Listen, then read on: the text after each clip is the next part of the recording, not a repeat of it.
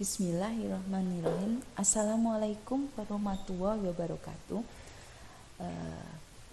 Kita lanjutkan untuk pembahasan tentang metode rekayasa perangkat lunak di video pembelajaran yang kedua ini. Di video yang pertama itu sudah dibahas tentang SDLC, kemudian tahapannya SDLC, kemudian model atau metode yang ada di SDLC. Kemudian sudah dibahas itu sudah ada dua model, yaitu waterfall dan prototype. Nah, untuk metode atau model yang ketiga adalah metode spiral, ya, spiral, ya. Itu biasanya ada yang menyebutnya spiral bound. Nah, spiral namanya spiral, ya, di bentuknya dia melingkar, ya. Ini contohnya untuk model pengembangan perangkat lunak ini yang ada di dalam SDLC ini. Nah, ini spiral.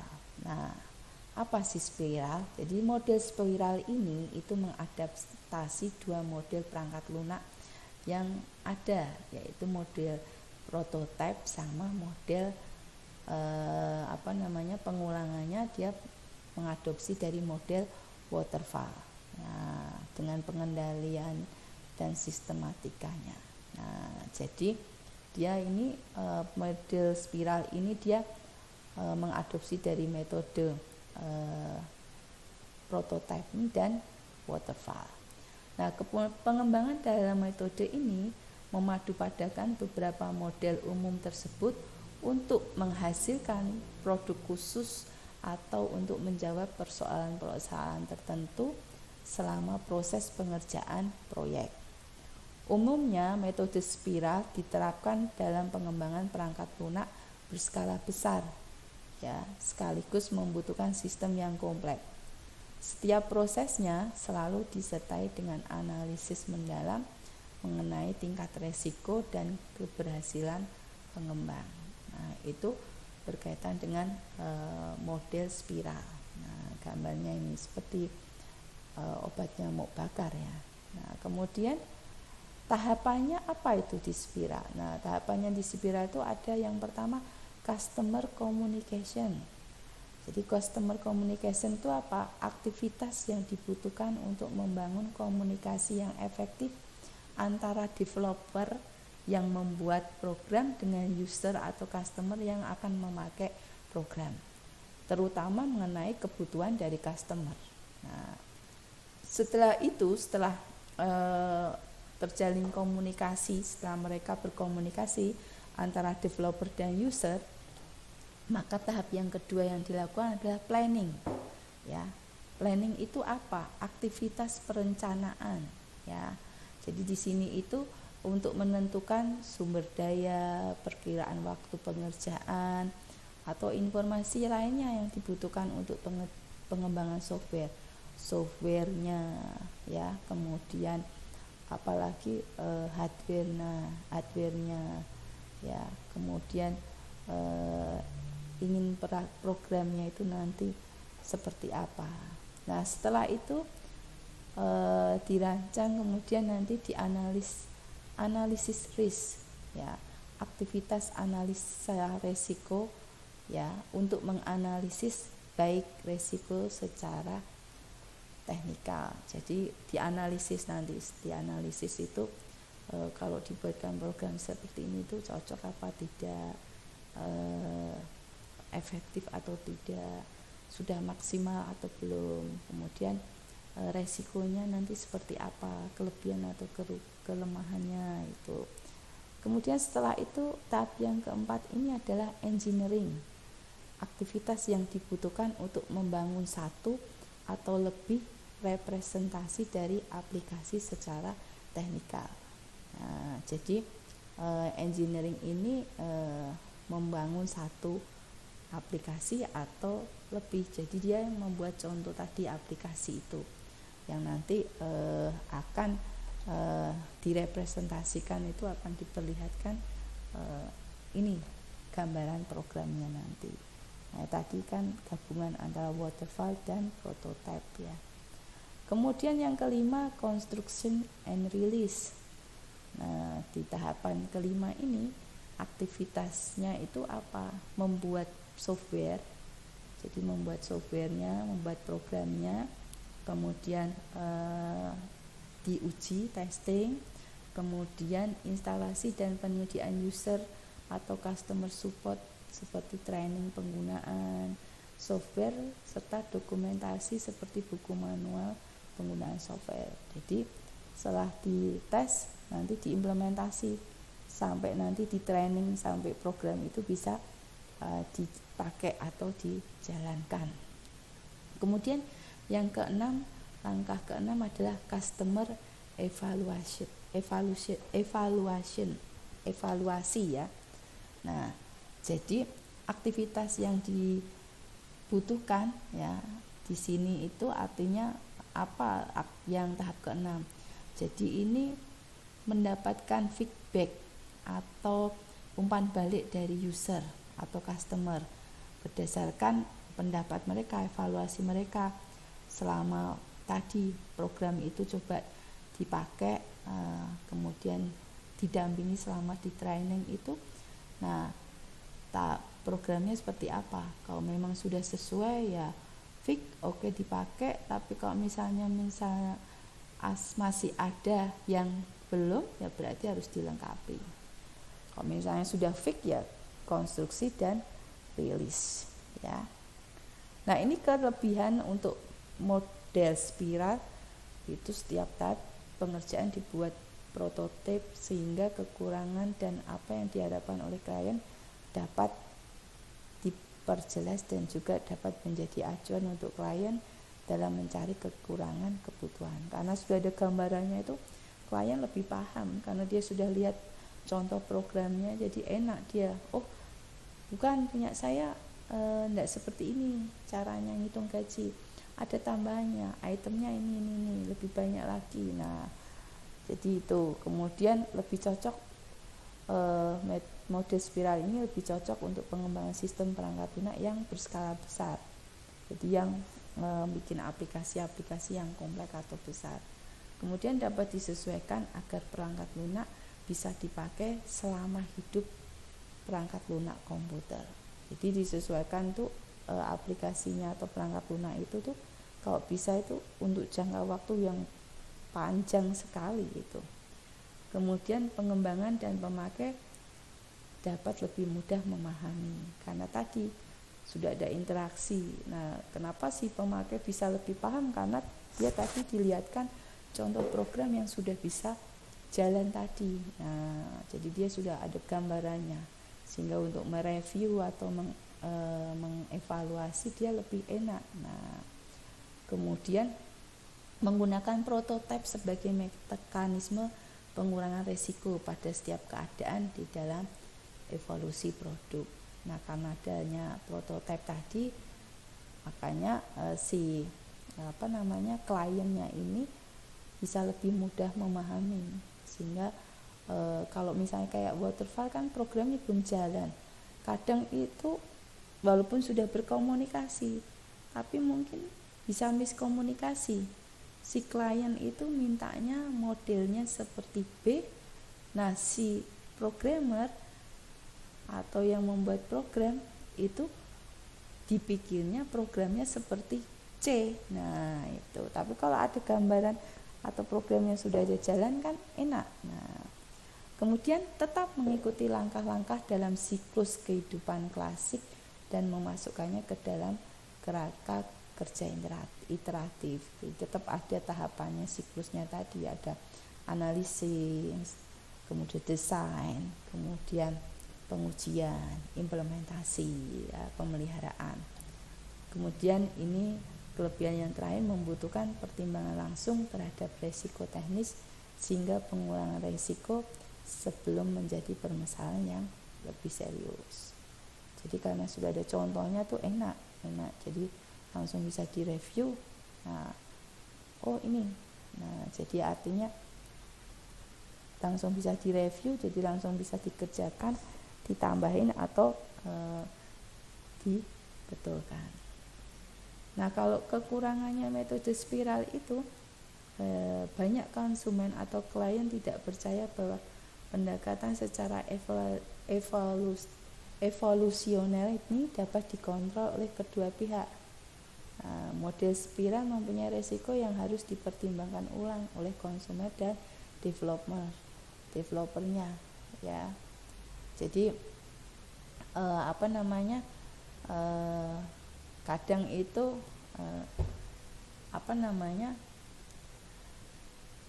ada yang beda, mungkin yang didemokan program yang dibuatkan seperti ini ternyata nanti dibuatkan beda gitu.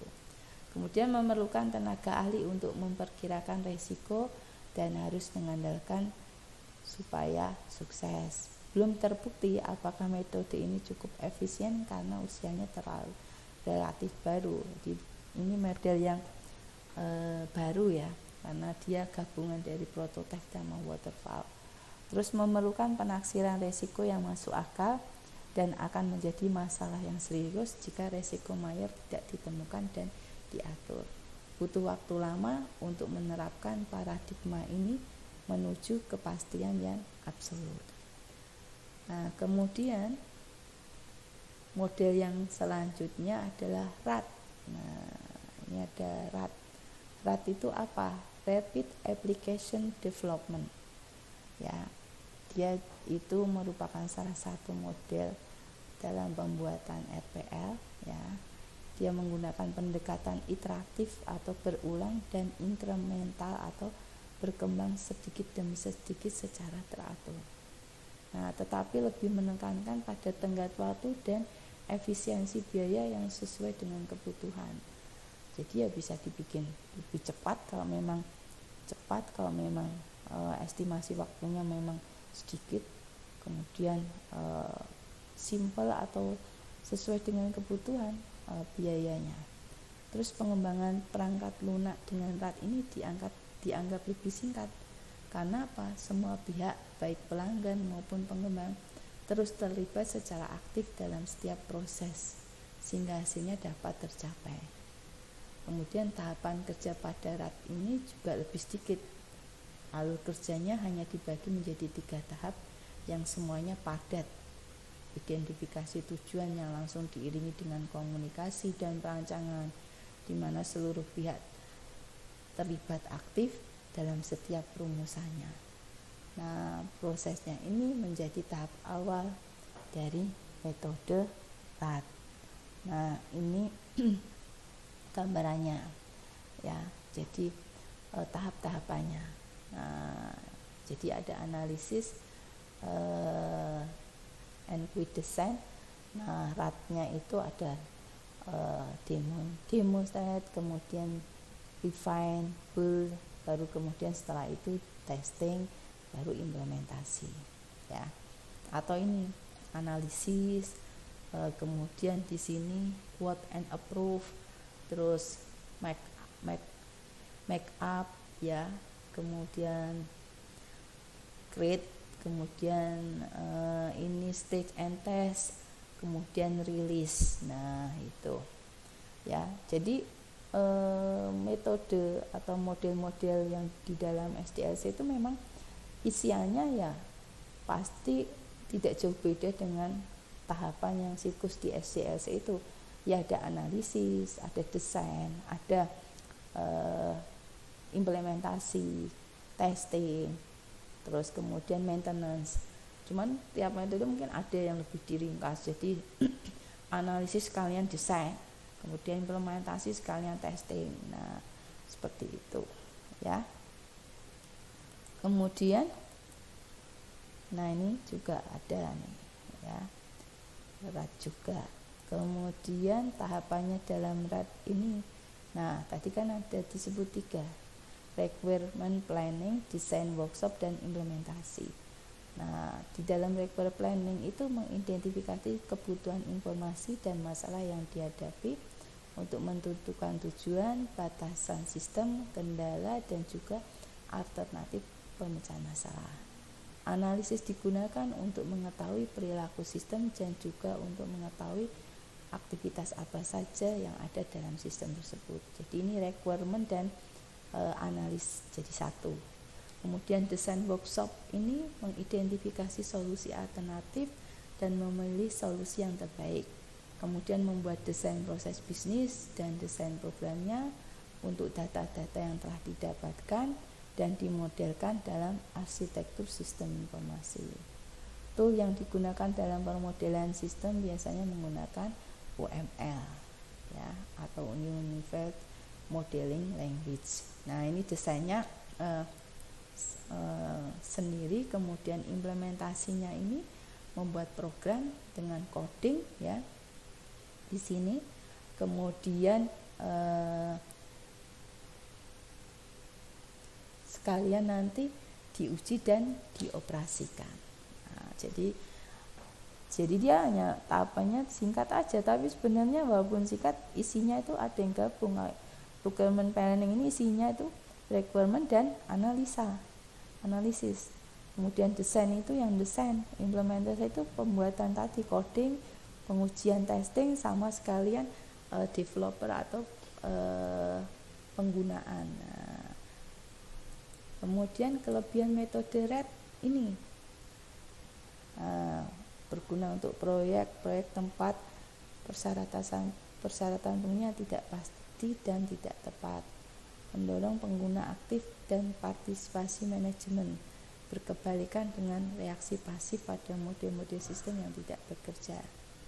Nah, kemudian proyek ini memiliki visibilitas dan dukungan lebih tinggi karena keterlibatan pengguna yang ekstensif selama proses. Kemudian yang keempat, para pengguna dapat dan manajemen melihat solusi yang berbasis perangkat lunak dan bekerja lebih cepat daripada pengembangan yang model driven. Kemudian ini yang kelima, error dan penghilangan cenderung untuk dideteksi lebih awal dan prototipe daripada model sistem. Nah, ini kekurangannya, ini bisa kalian baca lagi. Nah, ini metode selanjutnya ini agile ya. Agile ini dia itu ada induk dari Scrum. Scrum itu sebuah kerangka kerja, bukan metodologi manajemen proyek. Jadi kalau Scrum itu kerangka kerjanya, Agile ini pelaksanaan proyek secara keseluruhan yang berskala besar. Nah, metode ini tergolong modern yang baru ya, karena menekankan pada improvisasi dan adaptasi. Nah, walaupun begitu, alur kerjanya masih menerapkan pola tradisional yang sistematis, yang dimulai dari tadi itu perencanaan, analisis, kebutuhan, perancangan, uji coba, implementasi, dan pemeliharaan. Nah, salah satu yang kunci yang ada dalam Agile ini adalah dokumentasi pekerjaan. Jadi dokumentasi harus tersusun rapi dan terstruktur. Kemudian kenapa? Karena nanti akan berkaitan dengan metode Agile yang bersifat adaptif terhadap perubahan fenomena penggunaan perangkat lunak. Kan tadi dia itu kan cepat bisa beradaptasi, artinya bisa menyesuaikan. Jadi cepat, kalau memang ada perubahan langsung ada lagi perubahan langsung. Nah, seperti itu ya. Ini gambarnya Agile ini ya, tuh ada tahapannya kan sama ya. Nah, kemudian ini keuntungan dan kelemahannya metode Agile ini ya. Nah, kemudian ini terakhir ini ada contoh-contoh perangkat lunak yang bisa dibuat ya. Ini saya kasih contoh yang pertama. Ini ada salah satu jurnal yang membahas mengenai penggunaan metode waterfall dalam membangun sistem informasi. Ya, sistem informasinya apa? Nih, rancang bangun sistem informasi penjualan obat berbasis desktop. Nah, dia pakainya pengembangan sistemnya waterfall. Nah, ini contohnya nih, tampilan program yang dibuat tuh. Nah, jadi ada formnya untuk pembelian obat, kemudian ini yang penjualannya obat, kemudian ini strukturnya nanti.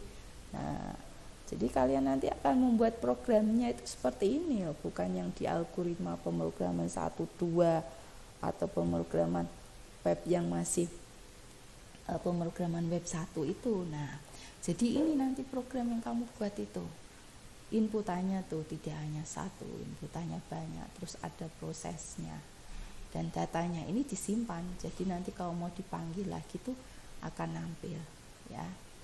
Kemudian contoh yang kedua itu misalnya sistem informasi penjualan di toko mainan. Nah, ini contoh tampilannya tuh.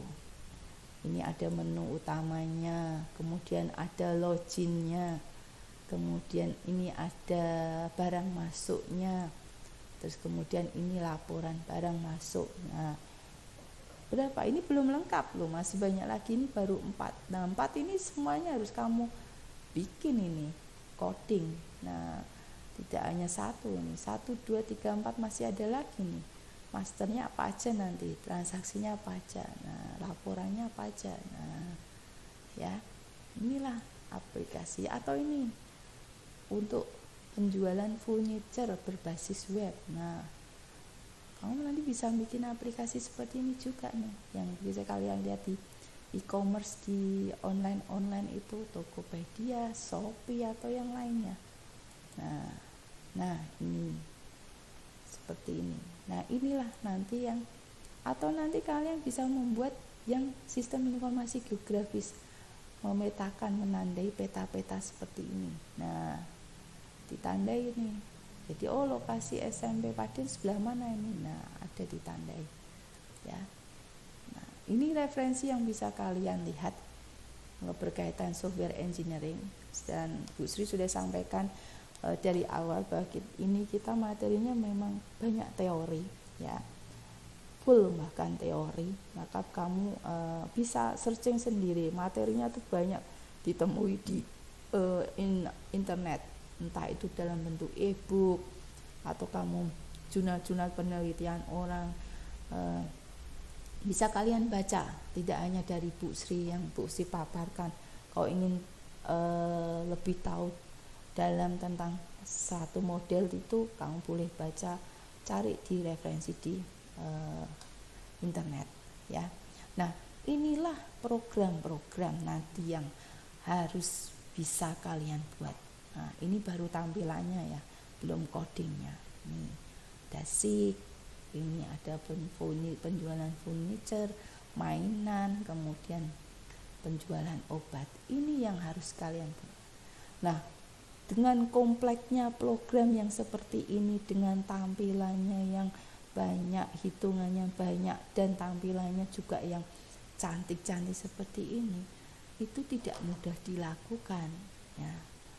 Jadi semua perangkat lunak ini atau aplikasi atau program-program ini tidak mudah dilakukan, tidak mudah kita membuatnya tuh set langsung jadi.